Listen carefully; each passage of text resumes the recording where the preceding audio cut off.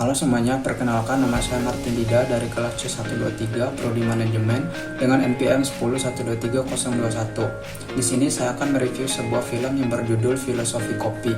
Film ini ditulis oleh Jenny Jusuf dan dirilis pada 9 April 2015. Film ini disutradarai oleh Angga Dwi Mas dan Susanko, Glenn Fredly, Handoyo Hendra Yono, dan Anggia Karisma sebagai produsernya. Adapun pemeran dalam film Filosofi Kopi sendiri yaitu Chico Jericho sebagai Ben, Rio Duanto sebagai Jody, Julia Estelle sebagai El, Jajang Cenur sebagai Bu Seno, Slamet Raharjo sebagai Pak Seno, Roni Chandra sebagai pengusaha, Joko Anwar sebagai debt collector, dan Mbak Emong sebagai investor. Jadi film ini menceritakan seorang anak kecil yang bernama Ben tinggal di sebuah desa bersama kedua orang tuanya yang merupakan petani kopi. Terdapat sebuah kejadian di mana yang mengharuskan ibu dari Ben ini meninggal dunia dan menyuruh Ben dan ayahnya untuk tidak menyentuh kopi lagi. Dari situ ayah Ben mulai memarahinya karena Ben terus menerus mengolah biji kopi. Pada umur 12 tahun, Ben pergi dari desa meninggalkan ayahnya dan bertemu dengan Jody di Jakarta. Orang tua Jody sendiri merawat Ben sebagai anak mereka sendiri sampai akhirnya mereka pun tumbuh dewasa. Singkat cerita, Ben dan Jody membuka sebuah kedai kopi yang dinamakan Filosofi Kopi. Pada suatu ketika mereka mendapatkan sebuah masalah yang dimana masalah tersebut mereka dililit hutang yang sangat besar, yaitu sekitar 800 juta rupiah. Singkat cerita, Ben dan Jody mencari cara untuk membayar hutang tersebut sampai Jody ingin menjual kedai tersebut.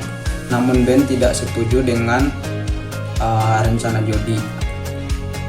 Sampai akhirnya Ben pun mendapatkan sebuah tantangan dari seorang pengusaha untuk membuat kopi terenak di Jakarta bahkan di Indonesia dengan hadiah 100 juta rupiah. Akhirnya Ben dan Jody pun menyetujui persyaratan tersebut. Akhirnya mereka mencari biji kopi terbaik di Indonesia dan mereka mendapatkan kopi tersebut. Lalu Ben meminta kepada Jody waktu 2 minggu untuk meracik kopi tersebut.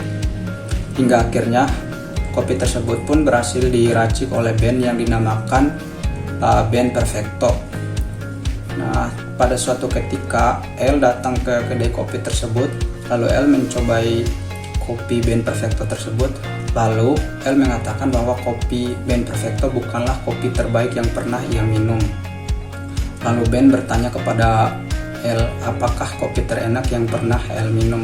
Lalu El pun menjawab, kopi terenak yang pernah ia minum ialah kopi Tiwus yang berlokasi di Jawa Tengah. Ben pun terheran-heran karena tidak percaya dengan apa yang dikatakan oleh El. Singkat cerita, Ben dan Jody pun memutuskan untuk pergi ke Jawa Tengah untuk mencari kopi Tiwus bersama El. Mereka pun tiba di rumah Bu Seno dan Pak Seno, di mana Pak Seno dan Bu Seno ini merupakan pemilik dari kebun kopi Tiwus.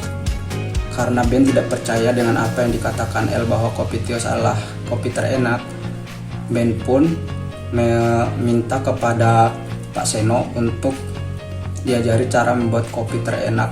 Singkat cerita, Ben pun kaget dengan rasa kopi Tiwus tersebut dan Ben pun langsung membeli kopi Tiwus tersebut lalu membawanya ke Jakarta untuk memenangkan tantangan yang diberikan oleh pengusaha tersebut.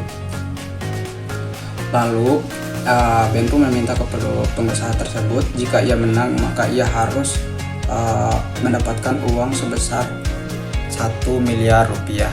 Dan pengusaha tersebut dan Ben pun langsung menyetujui persyaratan tersebut.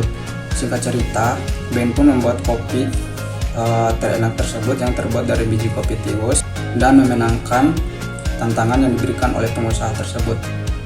Setelah Ben memenangkan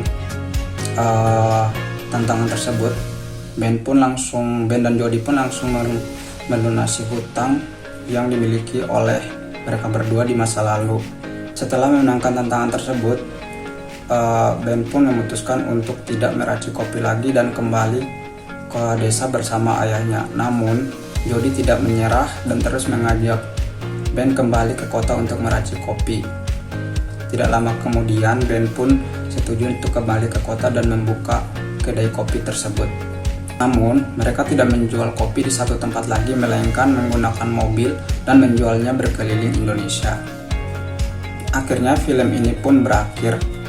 Pelajaran yang bisa kita ambil dari film tersebut adalah kita tidak boleh menyerah dalam mengerjakan sesuatu, dan kita tidak boleh terburu-buru dalam mengejar suatu mimpi. Tetapi kita harus mengerjakan segala sesuatu dengan hati yang tulus agar apa yang kita kerjakan dapat membuahkan hasil yang manis. Mungkin sekian dari saya. Sekian dan terima kasih.